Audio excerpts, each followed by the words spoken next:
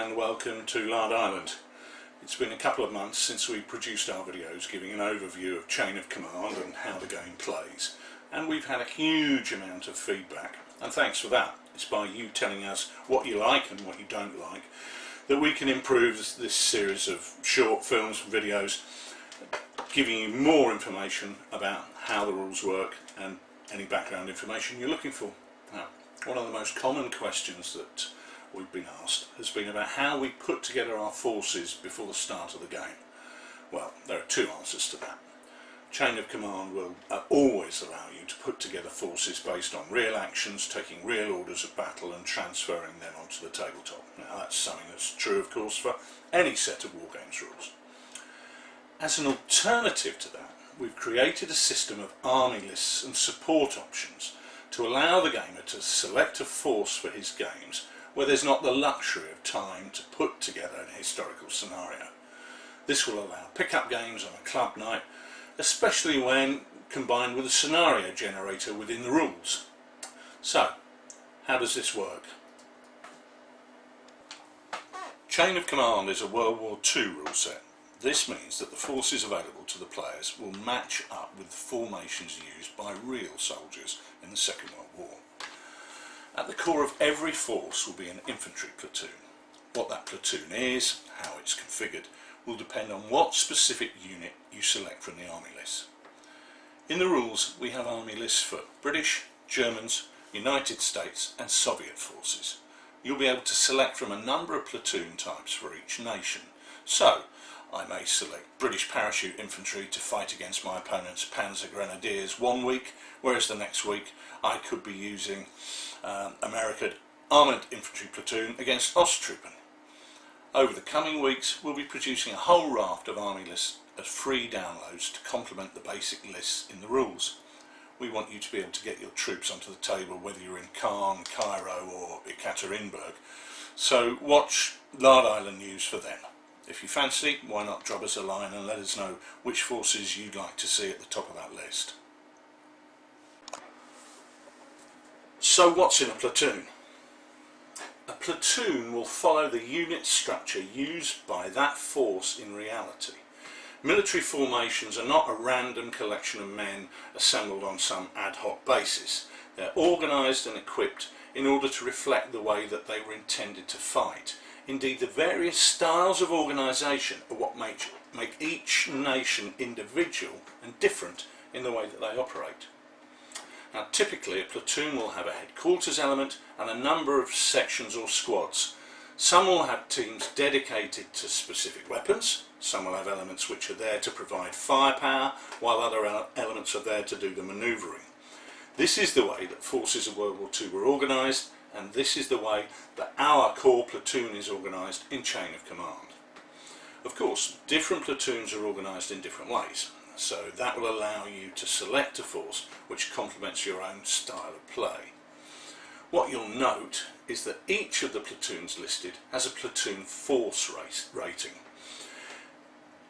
If this is a plus factor, then that tells you this is a strong force. A minus factor tells you it's a weaker one. As you'll see, this is going to affect what level of support you can allocate to your force for each particular game.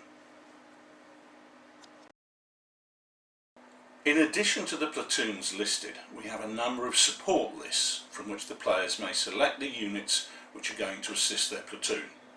You can find pretty much everything on these lists that could historically be there to support a platoon in action. For example, on list 1 you might find something as simple as a medic or a minefield, whereas on one of the top end lists you'd be looking at a heavy tank with a dedicated commander. In between you've got everything from a battalion adjutant coming up to assist through anti-tank guns, reconnaissance vehicles, mortar batteries and the likes, right the way across the full spectrum as we've mentioned. So, how do we use these lists? Normally we would expect you to use the list with one of the 6 generic scenarios in the rules. Now, these have been designed to provide a wide selection of game types which will, with a change of scenery, stand replaying many times. They are also designed to fit together into a multi-stage campaign, but details of that are still a little way down the line. Okay, so when you select your scenario, you'll see that each one involved has a dice roll to see how much support each side is allocated. Now, in a meeting engagement, both sides will tend to have a similar level of support, if not the same.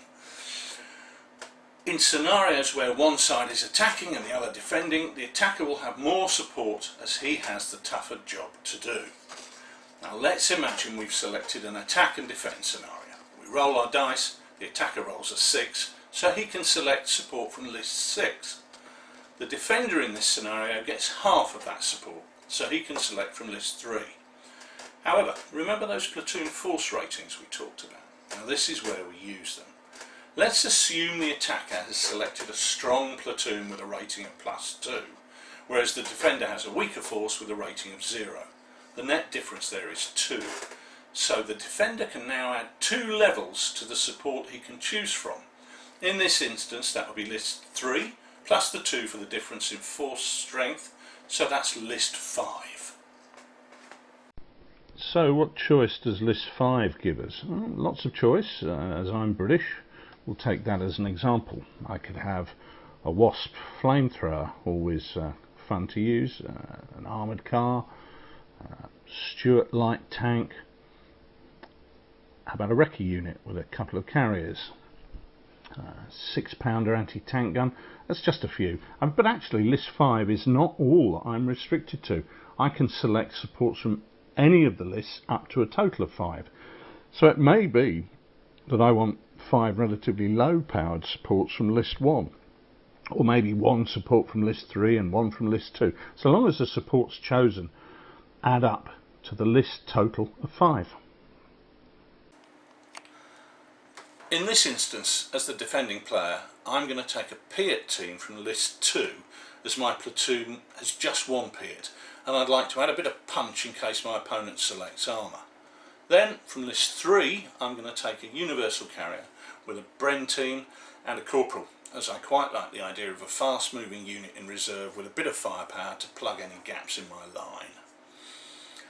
As it turns out, my opponent decides to use all of his support on a Stug from list 6, so my additional Piat was a good choice. So there we have it, a system which takes into account the strength of the forces on both sides and the mission about to be undertaken in order to provide a playable game which has balance of forces but at the same time retains the integrity of using historical formations so that the key differences between the various nations and units can be seen and appreciated in play.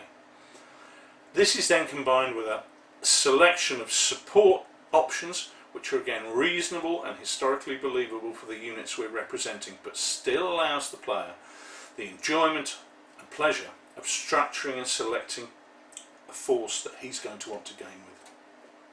Do we have to use a system of lists to play Chain of Command? No, of course not. But even when designing historical scenarios, it can be an excellent guideline for providing a balanced game. Well, that's it for this video. Thanks for watching. I hope this has answered some of the questions that you've been asking. Do keep an eye on Lard Island News, as we're due to be releasing some designer notes very soon which will talk about the national differences which we've touched on during this video. For now, thanks for watching. We'll see you soon. Don't forget that Chain of Command are due for release on the 21st of August, and that we're taking advanced orders at this moment in time with some excellent bundle deals. So, if you're interested in seeing what that's all about and what we have to offer, you can have a look at www.twofatlardies.co.uk.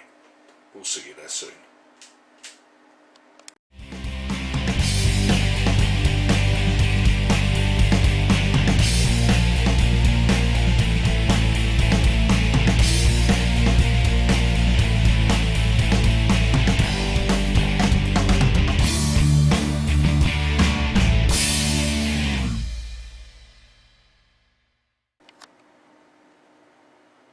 I can't remember what I meant to say.